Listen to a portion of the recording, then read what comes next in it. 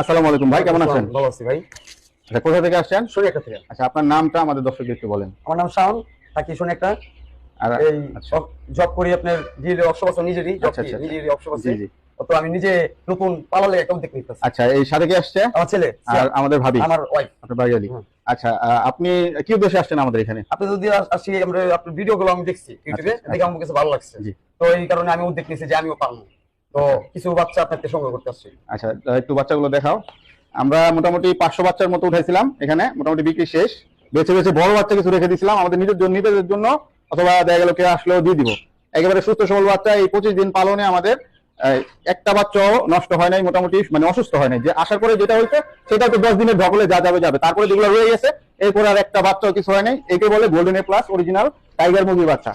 আচ্ছা, টাইগার মুরগির কথা আপনি কোথা থেকে শুনছেন? আমি ইউটিউবের থেকেই শুনছি। ইউটিউবের চ্যানেল থেকে শুনছেন? আচ্ছা।